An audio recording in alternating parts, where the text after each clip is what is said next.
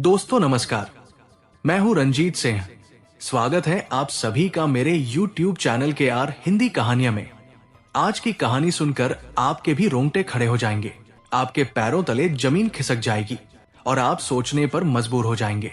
कहानी को डिटेल से जानने के लिए वीडियो में लास्ट तक बने रहें। तो चलिए कहानी को शुरू करते हैं। ये कहानी है मध्य प्रदेश के देवास जिले की। इसी देवास शहर में एक थाना लगता है BNP, और इसी BNP थाने के अंतर्गत आता है भोपाल रोड वृंदावन धाम कॉलोनी। इसी कॉलोनी यानी कि वृंदावन धाम में किराए से रहने वाले बलवीर राजपूत ने BNP थाने में फोन करके सूचना दी कि कॉलोनी के मकान नंबर 128 से तेज दुर्गंध आ रही है। उन्होंने बताया कि जिस कमरे से बदबू आ रही है उस कमरे का दरवाजा पिछले 10 महीने से बंद है और बाहर से ताला लगा हुआ है। सूचना मिलते ही थाना प्रभारी अमित सोलंकी को यह समझते देर नहीं लगी कि मामला गंभीर है और वहां कुछ ना कुछ गड़बड़ी जरूर है, क्योंकि इस तरह की सूचनाओं में अक्सर हत्या से जुड़ा मामला निकलता है। इसलिए TI अमित सोलंकी ने मामले को गंभीरता से लिया। घटना स्थल पर रवाना होने से पहले उन्होंने इसकी जानकारी अपने उच्च अधिकारियों को भी दे दी और पुलिस टीम के साथ तुरंत वृंदावन धाम कॉलोनी पहुंच गए। जिस मकान से बदबू आने की शिकायत मिली थी वो 2 मंजिला था। मौके पर पहुंचते ही TI और अन्य पुलिस कर्मियों ने भी कमरे से आ रही तेज दुर्गंध को महसूस किया, जिससे शक और भी गहरा गया। उस कमरे के ठीक बगल के 4 कमरों में बलवीर राजपूत अपनी पत्नी और बच्चों के साथ रह रहा था। उसने पुलिस को बताया कि वो जुलाई 2024 से धीरेन्द्र श्रीवास्तव के इस मकान के एक हिस्से को किराए पर लेकर यहां रह रहा है। बलवीर ने आगे बताया कि बच्चों की पढ़ाई और परिवार की जरूरत को देखते हुए उसे कुछ और कमरों की जरूरत थी।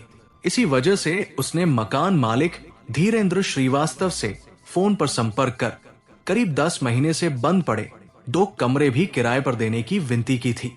मकान मालिक धीरेन्द्र श्रीवास्तव ने बलवीर को बताया कि जिन कमरों की बात हो रही थी उनमें पहले संजय पाटीदार नाम का किराएदार रहता था।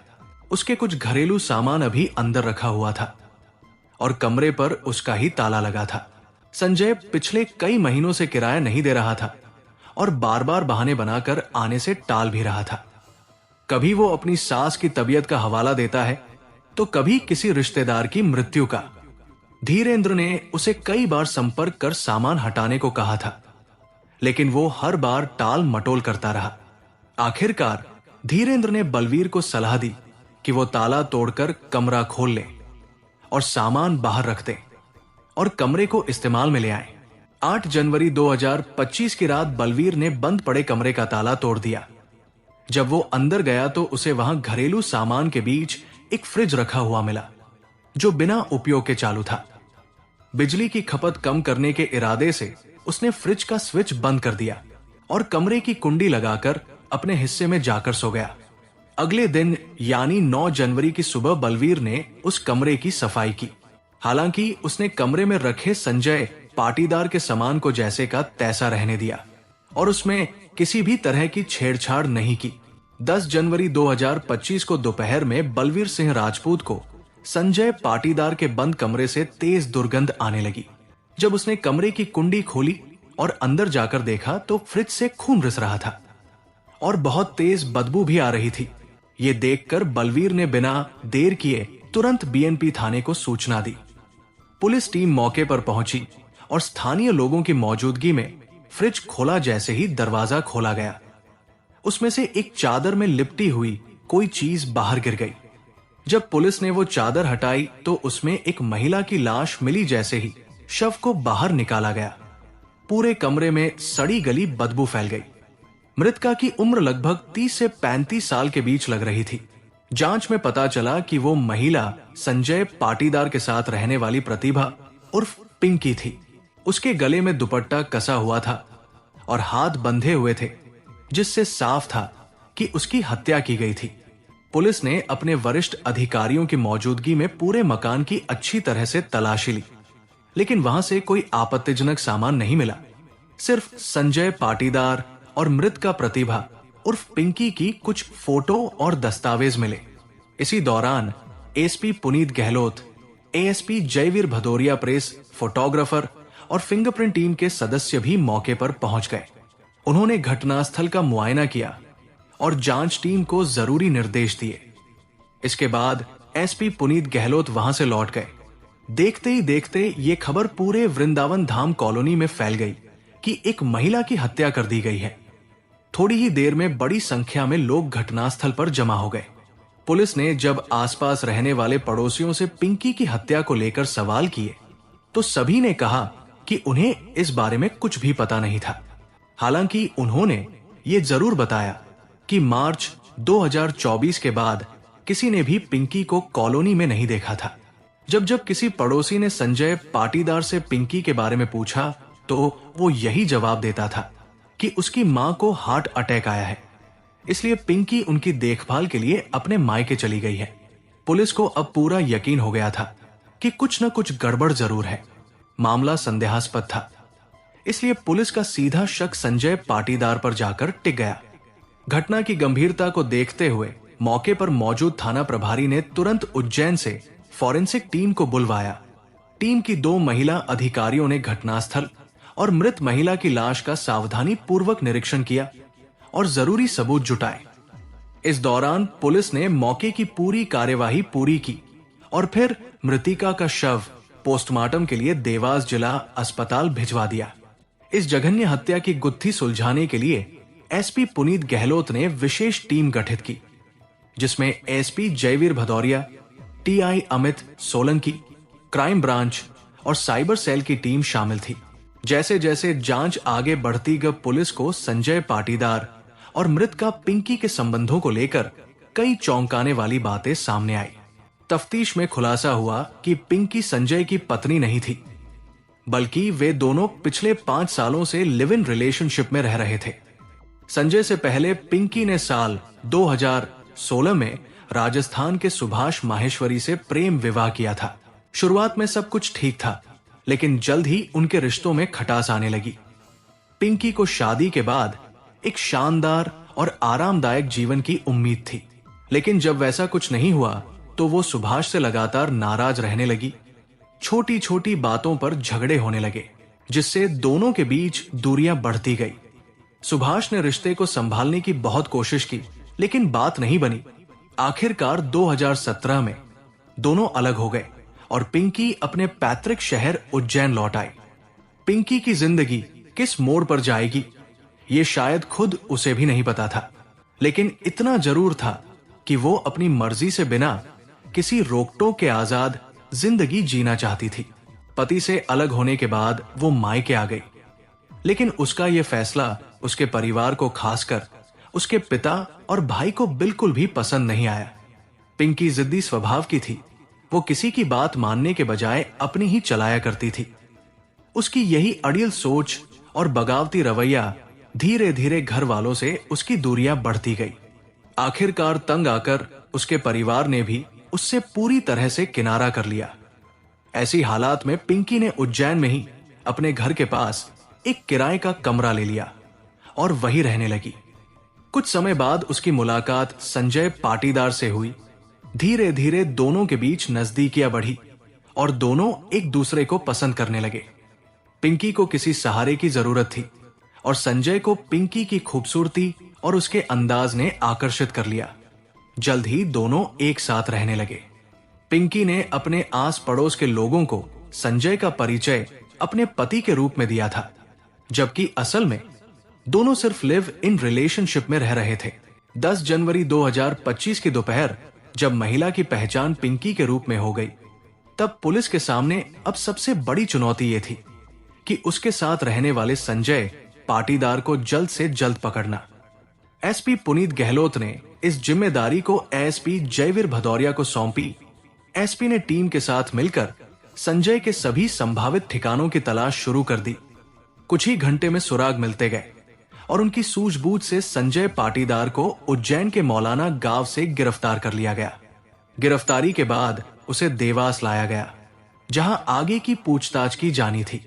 इस हत्या का रहस्य सामने आने के बाद पहली गिरफ्तारी संजय पाटीदार की हुई थी। उसे देवास के बैंक नोट प्रेस थाने लाकर पूछताछ शुरू की गई। शुरुआत में संजय पुलिस को गुमराह करने की कोशिश करता रहा, लेकिन जब पुलिस ने अपने तरीके से पूछताछ की और लगातार सवाल किया तो आखिरकार वो टूट गया। उसने कबूल किया कि 2 मार्च 2024 को उसने अपने दोस्त विनोद दवे के साथ मिलकर प्रतिभा उर्फ पिंकी की हत्या कर दी थी। हत्या के बाद दोनों ने लाश को चादर में लपेटकर घर में रखे फ्रिज में छुपा दिया था। पूछताछ में जो वजह सामने आई वो लिव इन रिलेशनशिप में उपजे तनाव और टूटते रिश्तों की एक चौंकाने वाली कहानी थी। संजय पाटीदार मूल रूप से मध्य प्रदेश के उज्जैन जिले के मौलाना गांव का रहने वाला था। जब वो युवावस्था में पहुंचा तो उसके माता पिता ने उसकी शादी कर दी। उसकी पत्नी उसके साथ उज्जैन में ही रहने लगी और कुछ ही समय में वो 2 बच्चों की मां बन गई। संजय उज्जैन की अनाज मंडी में काम करता था और उसका काम अच्छा चल रहा था। जो भी पैसे वो कामता उसमें से कुछ अपने पिता को भी भेजता था। कुछ समय बाद उसने मंडी का काम छोड़ दिया और फ्रीगंज इलाके में मल्टी लेवल मार्केटिंग कंपनी का अपना ऑफिस शुरू किया।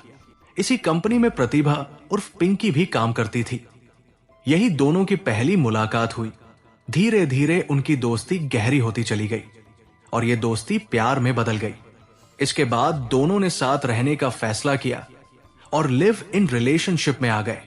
उज्जैन में संजय ने पहले विवेकानंद कॉलोनी, अन्नपूर्णा नगर और तिरुपति धाम जैसे इलाकों में किराए पर कमरा लेकर पिंकी को अपने साथ रखा था। लेकिन जब उसकी मल्टी लेवल मार्केटिंग कंपनी का काम ठीक से नहीं चला तो उसने वो काम छोड़ दिया। इसके बाद साल 2023 में संजय ने प्रतिभा उर्फ पिंकी को उज्जैन से देवास ले आया। वहां उसने वृंदावन धाम कॉलोनी में धीरेन्द्र श्रीवास्तव के मकान का एक हिस्सा किराए पर लेकर रहना शुरू किया। मकान मालिक इंदौर में रहते थे, इसलिए पूरा मकान खाली था। देवास आने के बाद संजय ने परिवार चलाने के लिए शहर की मंडी में काम शुरू किया, जबकि पिंकी घर पर रहकर सिलाई का काम करने लगी। वो कॉलोनी की महिलाओं के कपड़े सिलती थी। यहाँ भी जब पड़ोसियों ने उसके पति के बारे में पूछा तो पिंकी ने संजय को अपना पति बताया। कुछ पड़ोसियों से बातचीत में उसने ये भी बताया था कि देवास आने से पहले उसका 2 साल का एक बेटा था, जिसकी निमोनिया के इलाज के दौरान मौत हो गई थी। कॉलोनी में रहने वाले लोगों से जब पुलिस ने पूछताछ की तो सबसे ज्यादा हैरानी इस बात पर जताई गई कि संजय और पिंकी दरअसल शादीशुदा थे ही नहीं, जबकि पिंकी ने संजय को अपना पति बताकर सबको यही यकीन दिलाया था। पड़ताल में यह भी सामने आया कि पिंकी अपनी आजीविका चलाने के लिए घर पर देवताओं की मूर्तियों की सुंदर सुंदर पोशाकें सिलने का काम करती थी। वो मेहनती थी और आसपास के लोग उसके हुनर की तारीफ करते थे। संजय और पिंकी के बीच झगड़े की असल वजह भी सामने आई। पिंकी उस पर लगातार शादी का दबाव बना रही थी, जबकि संजय पहले से शादीशुदा होने के कारण ऐसा कोई कदम नहीं उठाना चाहता था। यही तनाव धीरे धीरे उनके रिश्ते में दरार और फिर हत्या की वजह बना। पुलिस जांच में यह भी पता चला कि प्रतिभा उर्फ पिंकी का अपने परिवार से पिछले 7 सालों से कोई संपर्क नहीं था। 11 जनवरी 2025 को जब पुलिस ने उसके परिवार को बुलाया तो वो देवास पहुंचे और शव की पहचान की। उन्होंने पुष्टि की मृतका प्रतिभा उर्फ पिंकी प्रजापति ही है। परिवार वालों ने बताया कि वर्ष 2016 में पिंकी ने राजस्थान के सुभाष माहेश्वरी से उनकी मर्जी के खिलाफ लव मैरिज की थी। उसी समय से उन्होंने पिंकी से संबंध खत्म कर लिए थे और फिर कभी कोई संपर्क नहीं रखा। पुलिस को पड़ोसियों से यह भी पता चला कि बलवीर सिंह चौहान से पहले इस मकान में जुलाई 2023 से जून 2024 तक संजय पाटीदार और पिंकी साथ रहते थे। हालांकि पड़ोसियों को दोनों के रिश्ते की असलियत या किसी अनहोनी की भनक तक नहीं थी। सभी यही समझते थे कि वो पति पत्नी हैं। किसी को यह अंदाजा नहीं था कि संजय पाटीदार इतना बेरहम और क्रूर हो सकता है कि वो अपनी ही साथी की हत्या कर देगा। संजय पाटीदार ने जब पुलिस पूछताछ में अपना जुर्म कबूल किया तो उसने पूरी घटना की विस्तार से जानकारी दी।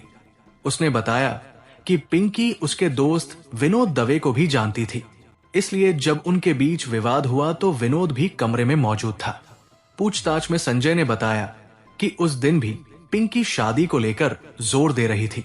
संजय ने उसे ये कहकर समझने की कोशिश की कि वो पहले से शादीशुदा है और उसके बच्चे भी हैं, लेकिन पिंकी मानने को तैयार नहीं थी।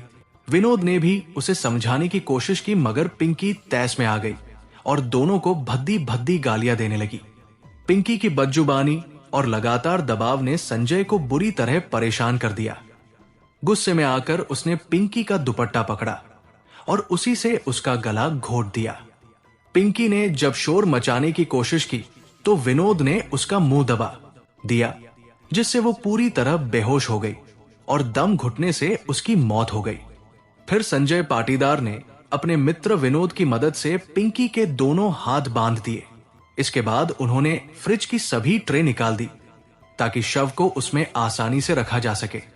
चादर में लिपटी लाश को दोनों ने मिलकर फ्रिज में ठूंस दिया और फ्रिज को हाई कूलिंग मोड पर सेट कर दिया, जिससे दुर्गंध बाहर ना सके। पूछताछ और रिमांड के दौरान पुलिस ने तमाम पहलुओं की जांच की, सभी जरूरी सबूत इकट्ठे किए और गवाहों के बयान दर्ज किए। जब संजय पाटीदार की रिमांड अवधि पूरी हो गई तो पुलिस ने उसे दोबारा कोर्ट में पेश किया, जहां से उसे न्यायिक हिरासत में भेज दिया गया। जो संजय पाटीदार बाहर से शांत और भोला भाला दिखता था, असल में वो एक क्रूर अपराधी निकला। अब वो अपने गुनाहों की सजा काटने के लिए सलाखों के पीछे है। दोस्तों, इस कहानी को सुनाने का उद्देश्य किसी का दिल दुखाना नहीं है, किसी को परेशान करना नहीं है, बल्कि आपको जागरूक करना है और आपको सचेत करना है, ताकि आप लोग सतर्क रहें और सावधान रहें। तो दोस्तों, कैसी लगी ये स्टोरी कमेंट जरूर करें, वीडियो को लाइक करें और अपने दोस्तों को शेयर भी करें। और आपसे गुजारिश है कि मेरे चैनल को सब्सक्राइब जरूर करें और कमेंट बॉक्स में अपना नाम और कहां से देख रहे हैं, अपने शहर का नाम जरूर लिखिएगा। फिर मिलेंगे ऐसी ही किसी सच्ची स्टोरी के साथ। तब तक के लिए धन्यवाद।